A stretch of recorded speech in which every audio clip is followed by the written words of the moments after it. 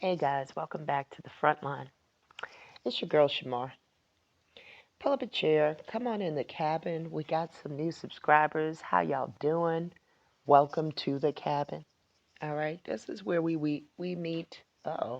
This is where we meet every week, and we just kind of go over what I feel my mother is allowing me to see. All right, in our Torah, not in some vision or some, that's not what happens for me. I open this book. For some reason, I see stuff that others haven't seen yet, for whatever reason. Okay? I don't want to speculate. I don't care why they haven't. I know I have, and I bring y'all what I see. Okay? With that said, right, before I get started, first of all, let me get y'all out of this dead loop because sometimes I'll get stuck there. Let's go on over to the Kens because I'm having a good time with the Kens, man. Every time I open up my phone and I see that picture, I'm reminded of how my kingdom got taken, right? I'm reminded of how they came into the northern kingdom and ransacked everything, right? And I'm trying to prove this to you guys. So that's what we do here every week. Every week, I come on here, I show you guys stuff that some of y'all are new. Y'all might hear me say some stuff that you're going to say, wait, what did she just say? If you have not, you should go back and view some of my older content. Familiarize yourself with the why death, all right? And why I take the Torah very literal. Okay, so in this classroom, when we see man, it means man. I've proven it. You just have to go back and um, look at some of my old videos, guys. And it couldn't hurt, right? All right, to just get caught up, guys. I like a good riddle over here, right? Um, when I see that it's stumped, my people for years, I want to know what that is sometimes, and I'll just dig for it. So, welcome. Thank y'all for coming. I want to give a shout out to one of my subscribers that's always in the comment section with a lot of positivity and a lot of encouragement. And I hope I pronounced your name right. Yadiri, man, thank you so much.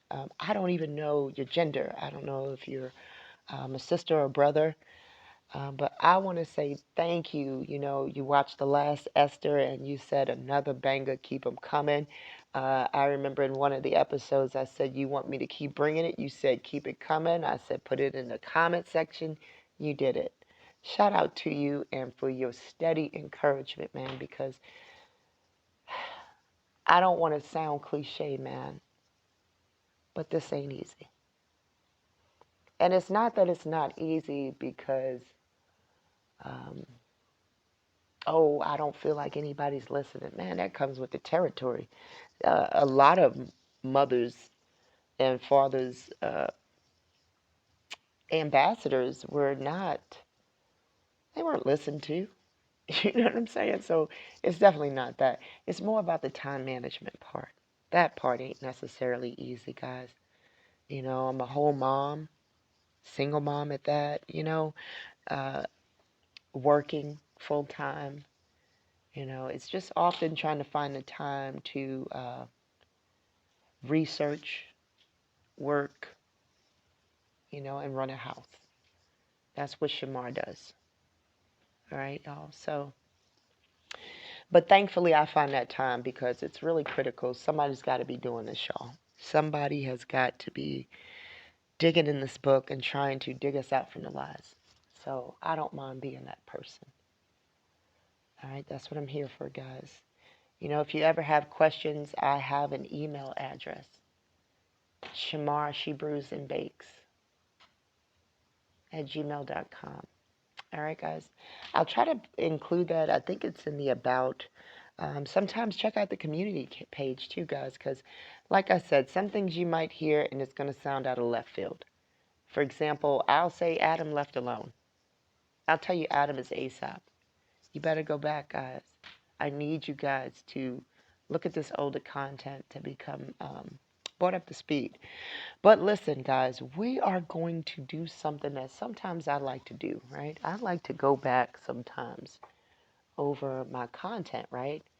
And look for things that I may have missed, right? I think it was Lex that had pointed out to me one time, and well, we only spoke once, guys.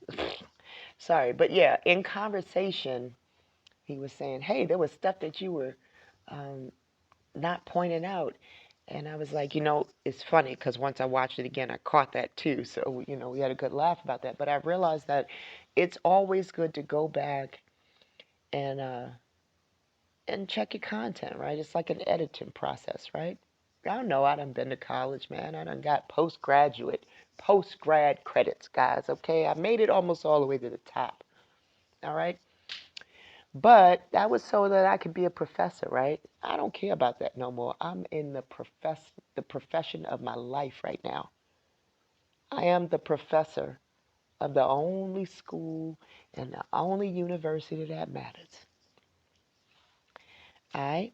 That's this one, the front line. And on this front line, we only concern ourselves with the truth, and it's free. So pull up a chair, guys. This is going to be interesting, right? Because we're going to actually, what we're going to do is tour today. But what y'all don't know about me, right, is that I grew up in the streets of Brooklyn, New York. I was in New York in the 80s, okay? It was very rough, guys. Very rough, right? You ask anybody from any, like, urban city, right? Some people from some backwoods places will tell you it was rough. It was rough, man, but it was the 80s, and it was the crack epidemic, and, I've seen a lot, okay? That's all I'm going to say. So, I know when I see, what's the word I want to say? A Vic. Okay, I know when I see a Vic. All right. I don't even know how else to term that, guys. I had to get back to the streets for y'all. I got to put the professor on the shelf for a second and tell y'all I spotted a Vic last week. So what do I mean? So I'm reading this book, Esther, right, guys? And when I go back to watch the video, it dawns on me something that I didn't notice the first time. And this is why I keep telling y'all, read and read again. Even when you think you got it, right? Even I got to do it.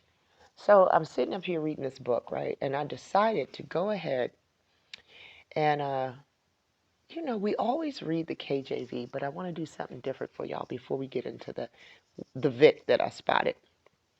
I got to back up what I told y'all last week. When I told y'all it all started with Esther, right? This paterfamilias crap. All right, let's go to the NIV, right? So we're going to go to Esther 1, the NIV, right? Where is this NIV at?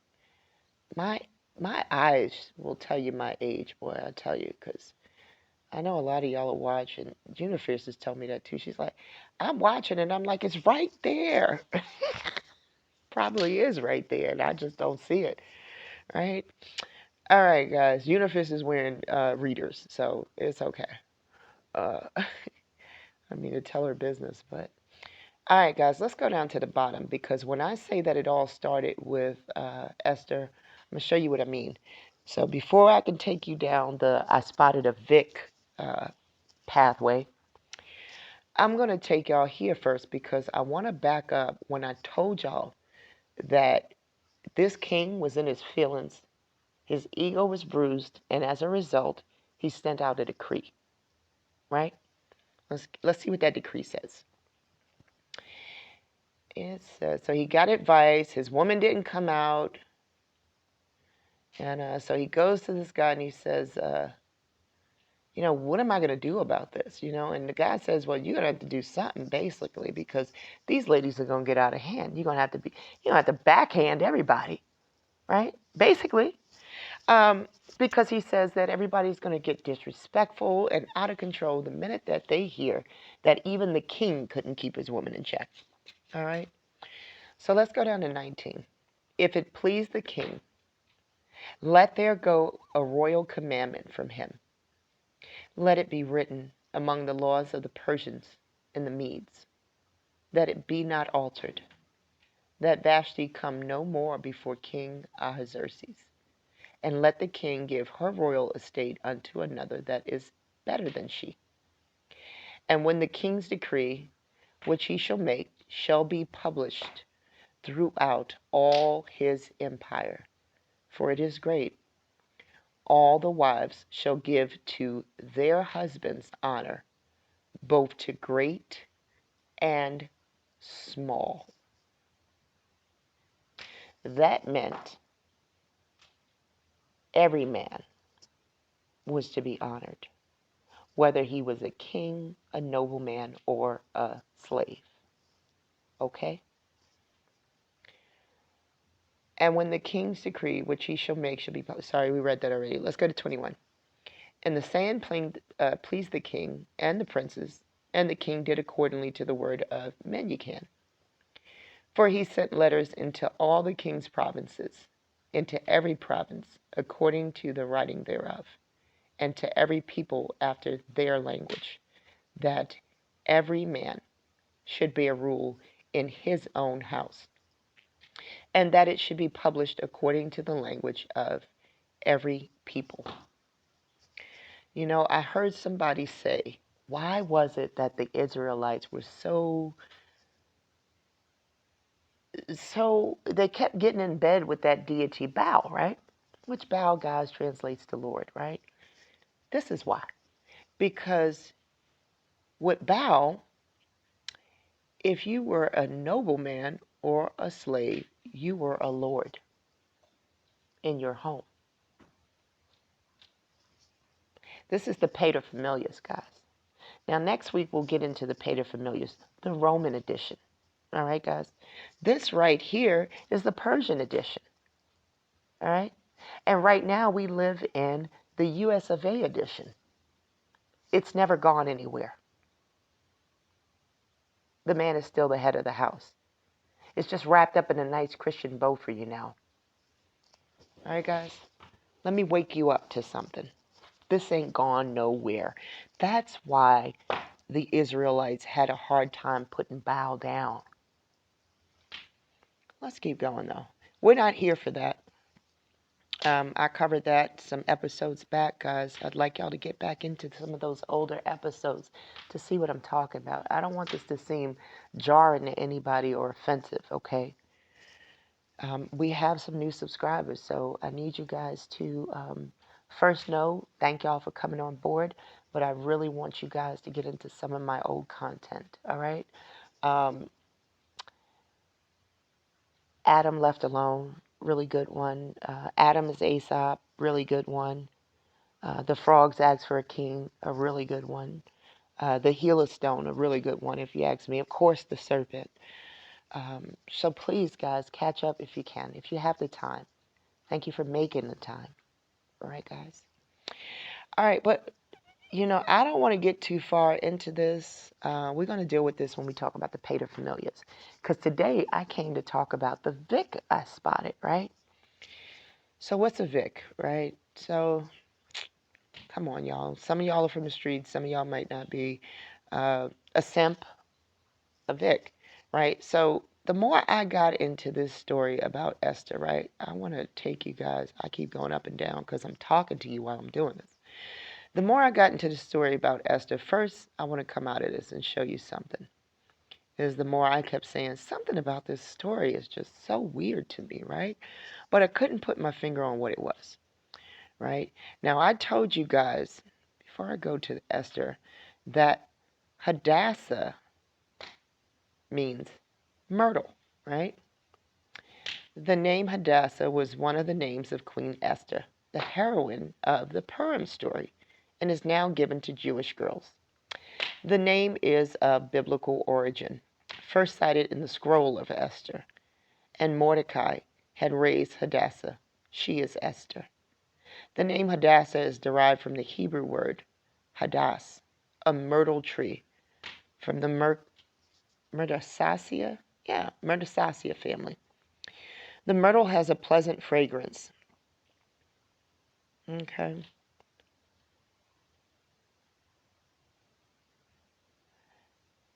The righteous are called myrtles, likened to a good tree with a pleasant smell. Oh, the Talmud is going to tell us why she was called Hadassah also. Let's see what they got to say. The Talmud explains why Queen Esther was also called Hadassah. Why was she called Hadassah? Because the righteous are called myrtles, as it states in Zechariah 1 and 8, and he was standing above the myrtles. The sages in the Midrash take this one step further. Just as a myrtle has a sweet smell and a bitter taste, so too Esther was good and listened to the righteous Mordecai, and as it was adverse, bitter to the wicked Haman. Nah, that's not what I think. I think she was sweet to the king, but bitter to him. All right, and we're gonna get into that because I'm gonna tell you something. When I got to talking about this story, right? But I like this. Let's keep going. According to the Kabbalah, each of her names corresponds to a different spiritual level. The name Hadassah represents righteousness. As such, it corresponds to a heavenly sphere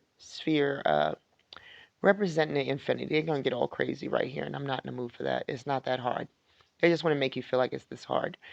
The name Esther is derived from the Hebrew word Hester, which means hiddenness, and corresponds to a spiritual plane representing forbidden godliness. All right, you see they're saying that name means hiddenness. So I wanted to know a little more about that name, Esther, myself. All right. The origins of the name Esther are not entirely clear. While most sources say it comes from an old Persian word for star, others say that it's derived from the name of the Mesopotamian goddess Ishtar.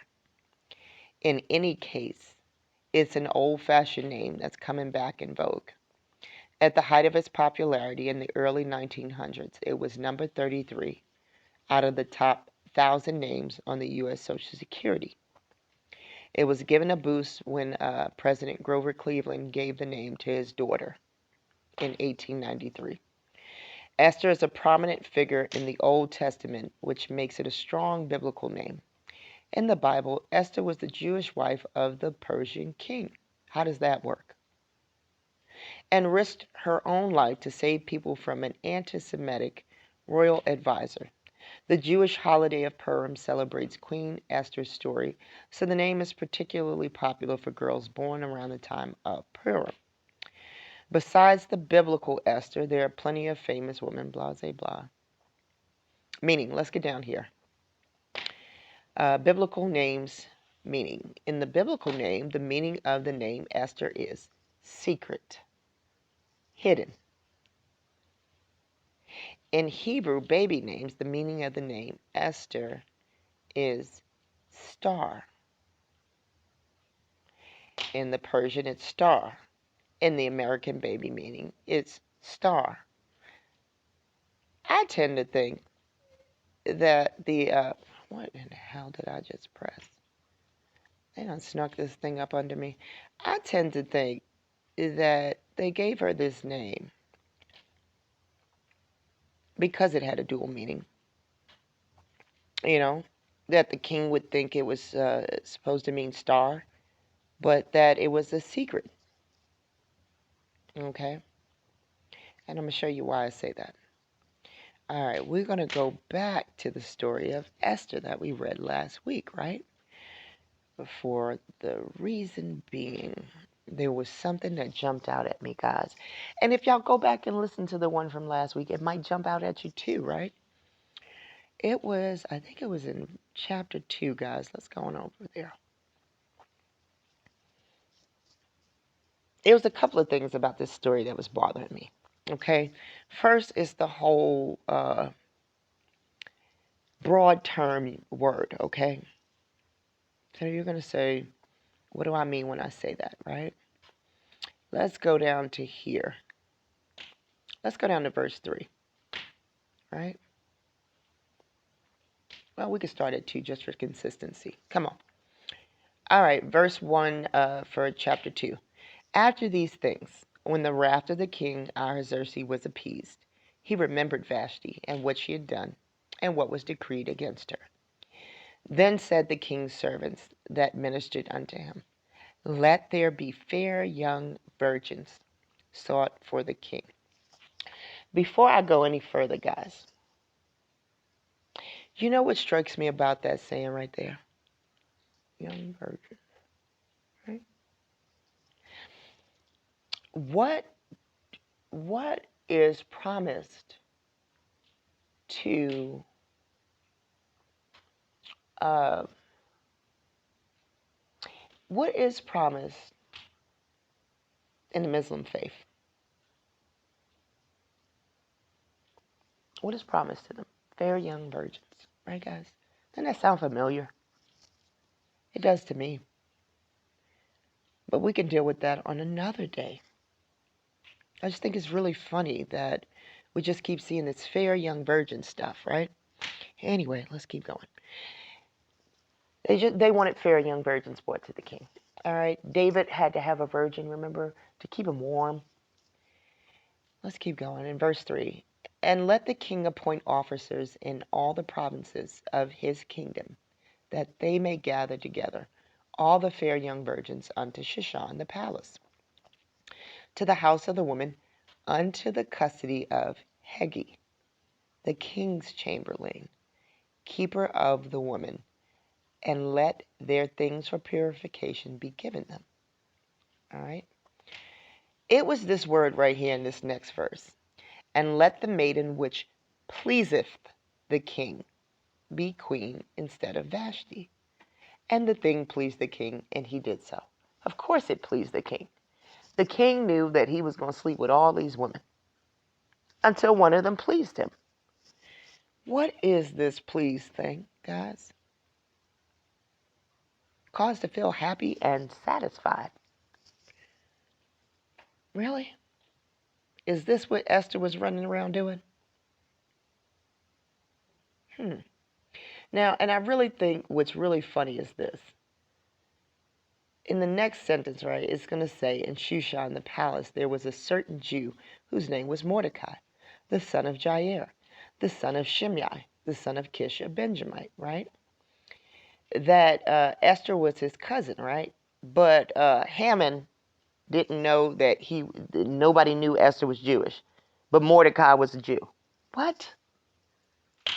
This story was not making sense to me, guys, because I'm saying to myself now, how is it that they know he is and she's his cousin, but they don't know she is? I don't know. I'm calling cap on some of this story, guys, and I don't know where this book came from and how it, well, I do know how it made its way into this book because it's a very submissive book. That movie, guys, One Night with the King, that's what this movie is based off of, this story with Esther, the secret, the hidden thing. I say Esther got her hands on a Vic. I say they trained Esther up to finesse this king and get her cousin, quote, if it's her cousin. Guys, I don't even know. Look, I done dropped the headphones. Hold on. Listen, I don't even know if this was her cousin because she was adopted, y'all. So how do we even know this was her cousin? We don't know anything. This story just comes out of left field to me. Okay, everything about it reads Vic to me. It says that here that Esther did the commandment of Mordecai, like as when she was brought up with him. Okay? Esther finessed the king. And I'm going to prove this to you.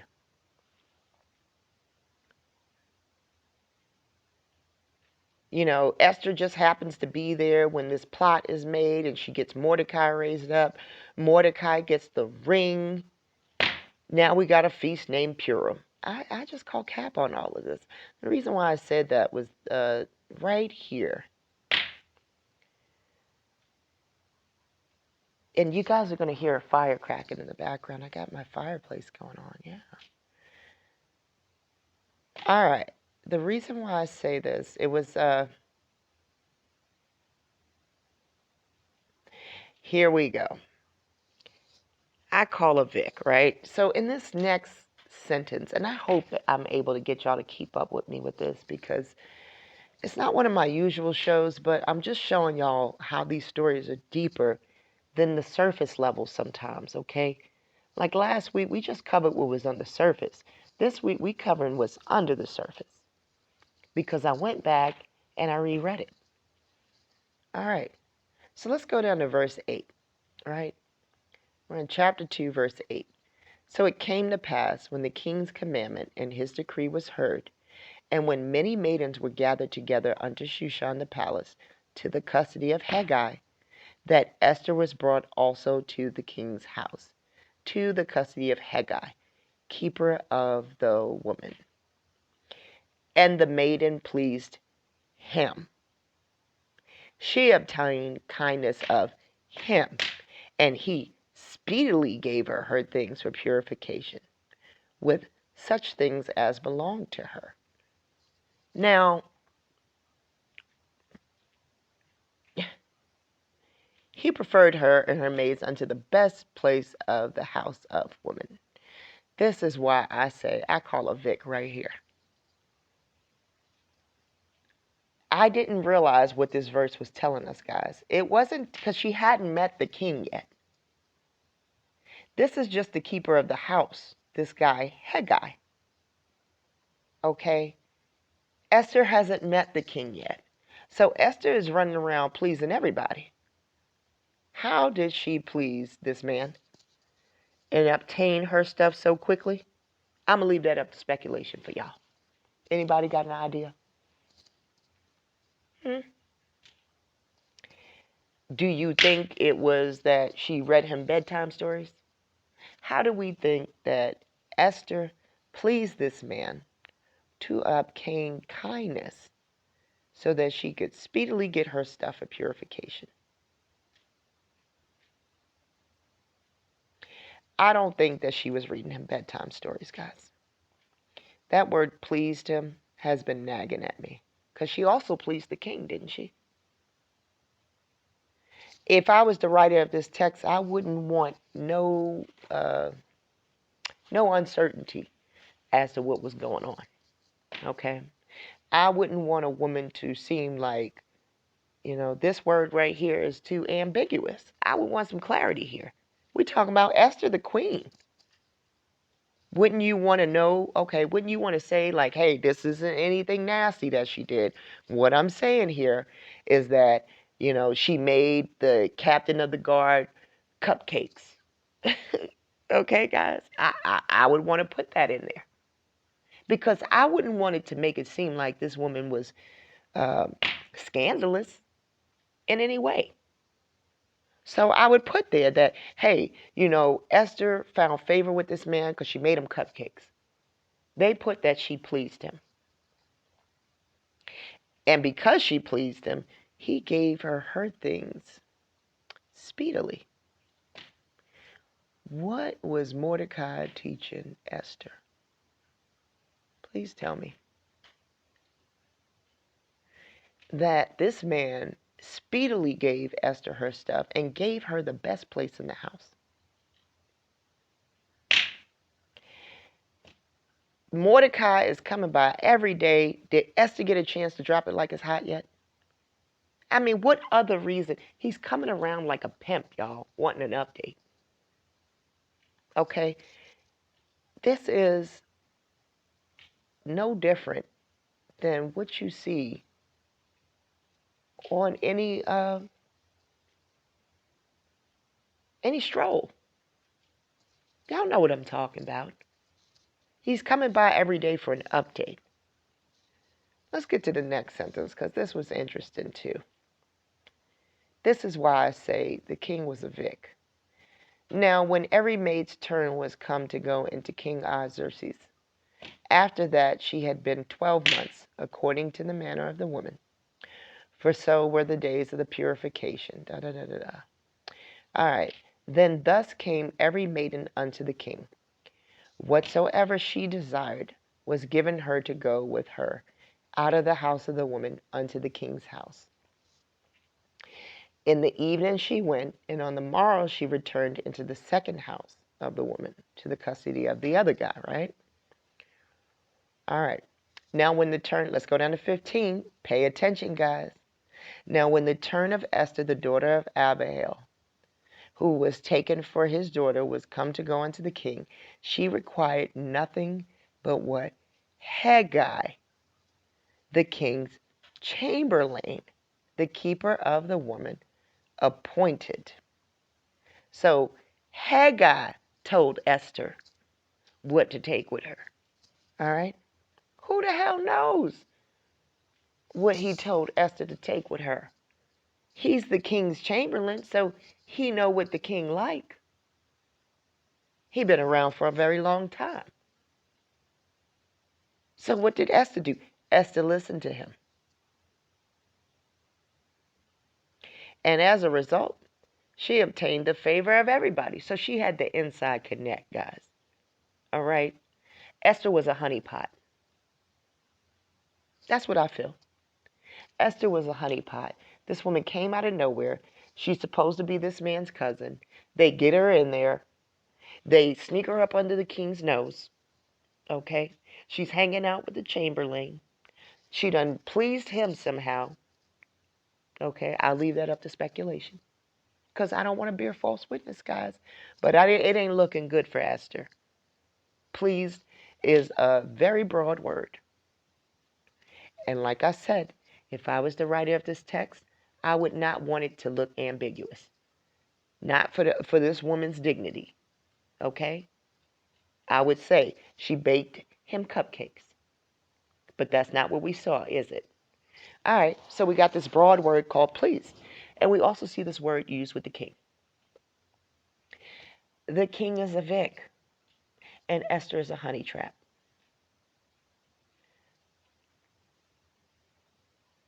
Because she took what Haggai told her to take. All right? And she got his approval real quick because she pleased him.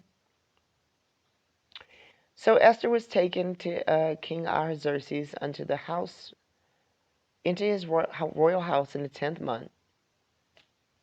And the king loved Esther above all the women, and she obtained grace and favor in his sight more than all the virgins, so that he set the royal crown upon her head and made her queen.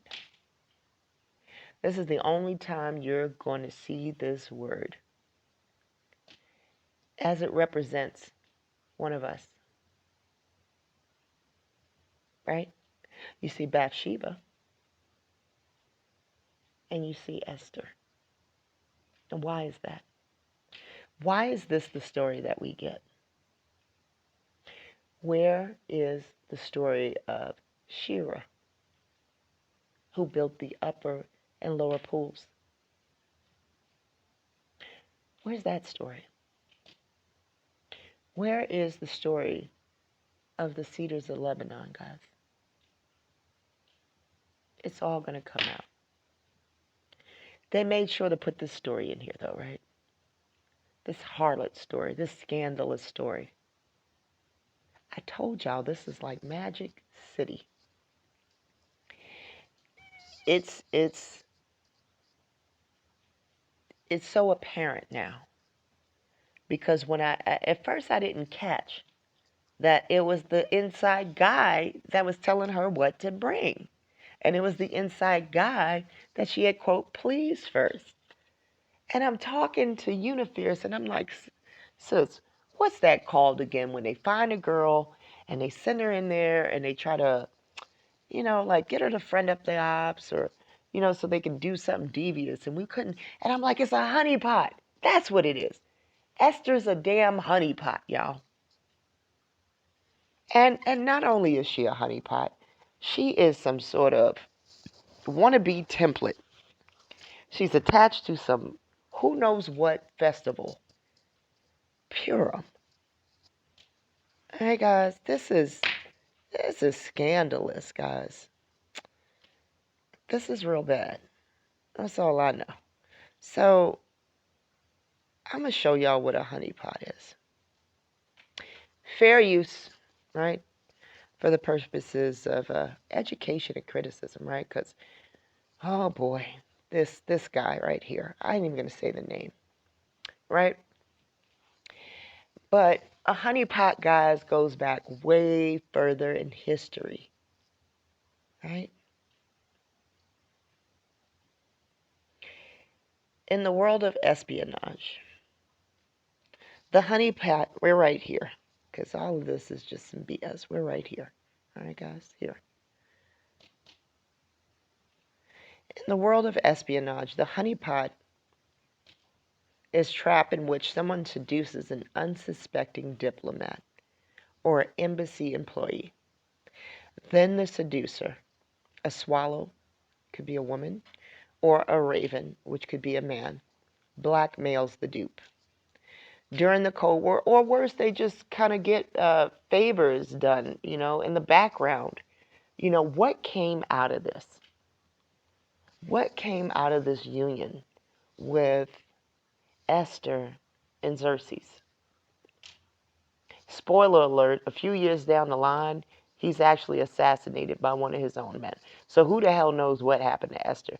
But I am here to tell you that if she was a Hebrew woman, her offspring, remember, she's the portal. If she's an Israelite woman, she's the portal. So that makes me question what came of their kids and stuff. And hopefully, maybe she just had male offsprings, because it would have been the woman that would have kept this going. But I couldn't find more about their union. As a matter of fact, I'm gonna bring this to y'all next week. History quotes a different woman than Vashti as the queen. So this is real messy, y'all.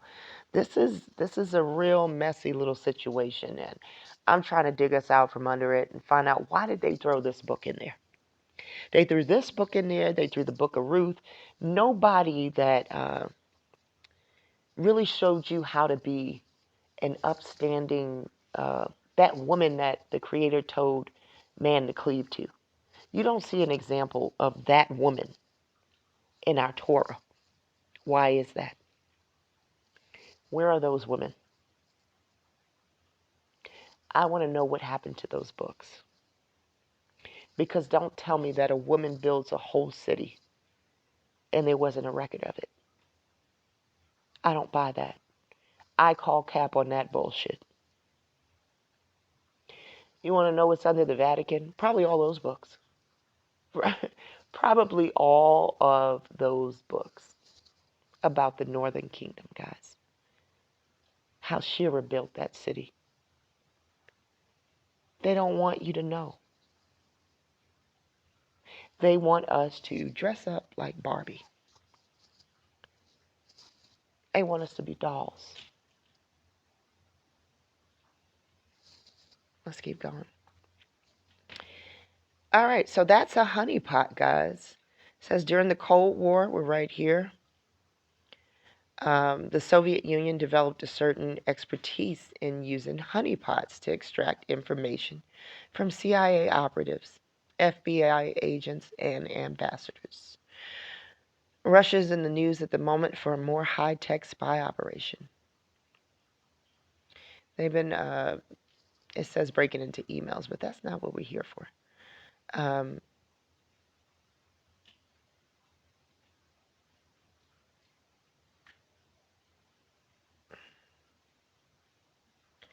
All right, it says here that a former certain president, this guy right here, by romancing the Republican candidate, the Russian president has gotten much more than mere information. He is acquiring the most influential ally imaginable.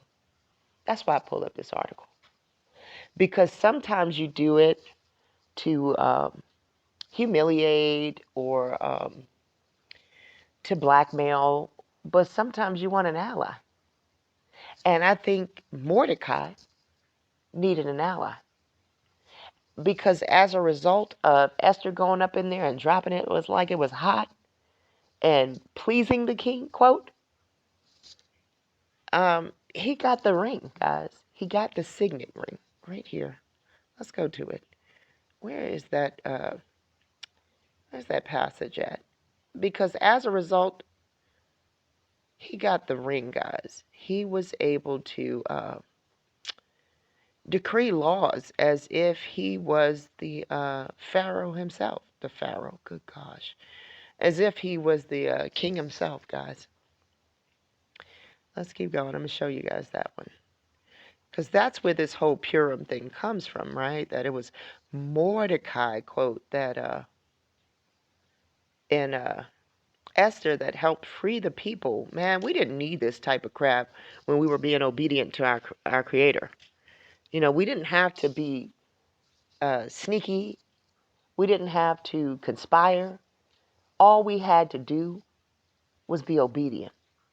And I guess that was too hard. Because instead, we would rather do this type of bullshit. You know, conspire. I showed you guys how Bathsheba and Nathan were conspiring. This reads just like this to me. This is very similar to that situation, if you ask me. You know, you got these two people conspiring. It's very distasteful. And I'm going to be honest, it reads just like that to me. Whether can I prove it? No, this is pure speculation. But I told you, it's always good to go back and read it. Because when I was presenting that to y'all last week, that went over my head. I didn't realize that this is the guy that's telling her what to bring, that she somehow pleased him. And this is how she's moving up in this harem. I mean, it's a harem. What do we think these ladies are in there doing? This is a woman raised by men. Esther ain't got no mama. Esther ain't got no dad. She don't know no different. You could tell her, hey, this is what all the queens were doing. What would she know? She was the perfect woman. It was like a Stepford wife. And even better, who knows? I mean, we've seen stuff where the people are actually dating. And it's, hey, I'm going to need you to go up in there and just, do what you got to do. And, bring the information back to me and let me know what he's up to. It would not be far-fetched to believe that Esther and Mordecai might have had something going. I'm not ready to dismiss any of it. I think this was the first soap opera, guys. This was some pretty nasty stuff going on. Sorry, it wasn't the first soap opera because Bathsheba beat her out for that. But it was up in there. It was just a rerun. Let's keep going. Right here, I want to show y'all that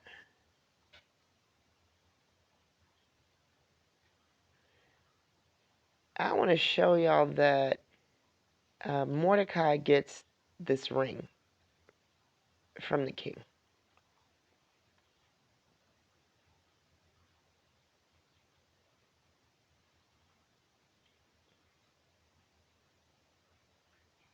I want to show y'all that that's what I think the end game was. She's telling them to fast with me and for me, and man, that type of stuff was for our Creator. This wasn't no game. I want to show y'all that eventually he gets the ring and starts sending out decrees as if he's a king.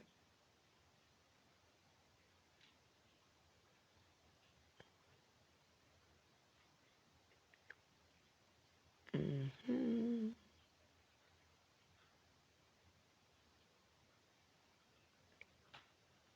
I'm going to show you guys. I didn't realize Esther was such a long book. Long book of BS. See right through you, Esther. You were shamefully preying on this king and didn't mind to do it with a foreign man. So it speaks a lot about Esther, guys. Like I said, whether or not she was picked up as an orphan and this just was a predicament she was put in and she found a way out, it says she was still obedient to Mordecai even after. So that lets me know that she had some kind of loyalty to him.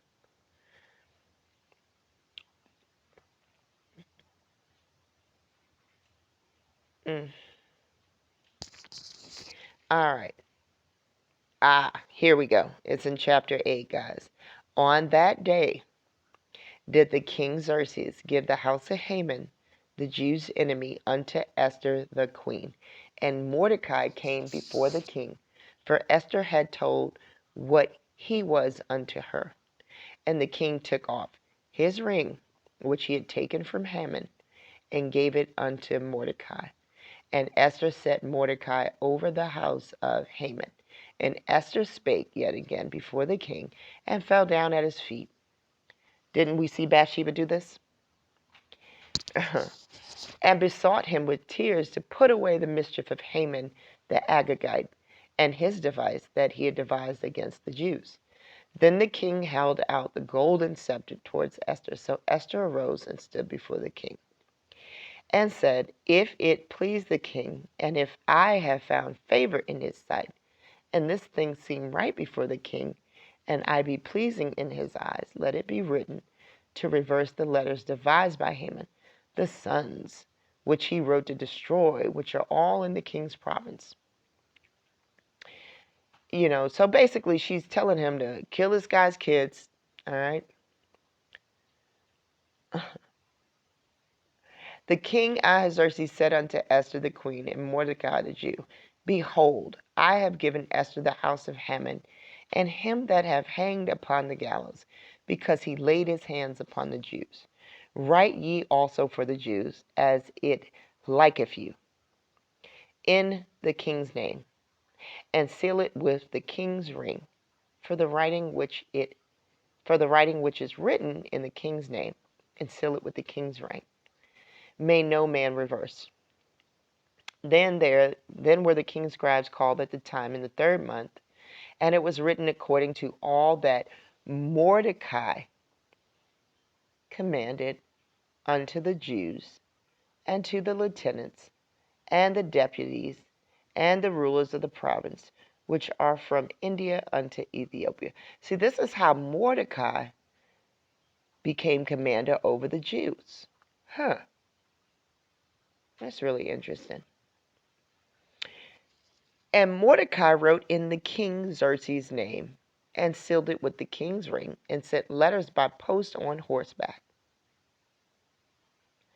It says here, wherein the king granted the Jews which were in every city to gather themselves together, and to stand for their life, to destroy, to slay, and to cause to perish all the power of the people and province that would assault them, both little ones and women, and to take the spoils of them for a prey. The king gave the Jews this power. He gave the Jews, it says here, the power to do what? To destroy, to slay, and to cause to perish. Isn't that what they weren't supposed to do? So guys, it sounds like to me,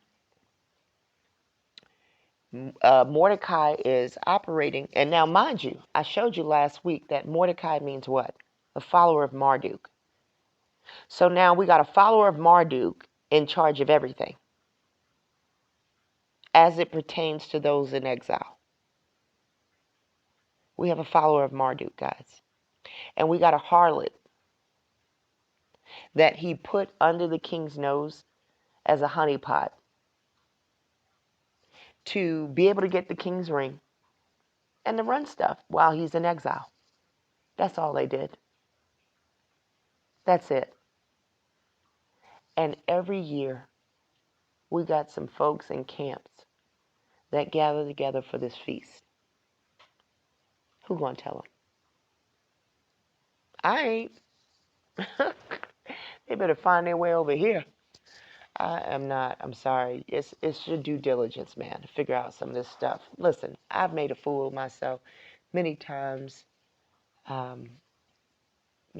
celebrating things that I had no business celebrating. So it would be my hope, that eventually that they will come and learn this. But I'm going to be honest, guys. Time is only ticking. We don't have a lot of it. This information has been here. I've been here. I've been doing this since March. They don't want to hear. Their eyes are drunk with the false prophets, guys. So you can show them something like this, they won't see it. Yeah. All Esther did was find herself a Vic. And they schemed to do this. It's very much like Bathsheba, guys. If you guys get a chance, you should go back and watch that. Um, it was linked to this queen energy. All right, guys, because I see this queen energy in this too. And one day I'm gonna take you guys on the etymology of queen, and it's gonna bug you out too. So much love. I just wanted to show you guys how important it is, guys, to even if you think you got the story, go back and read it again because something's gonna jump out at you that you hadn't noticed. This is a prime example, guys. I didn't even notice what this story was telling us. I do now. Hopefully you guys do too. Much love. Thank you guys for tuning in. We'll keep moving ahead, guys, and trying to figure out our story. Thank y'all for tuning in. Take care.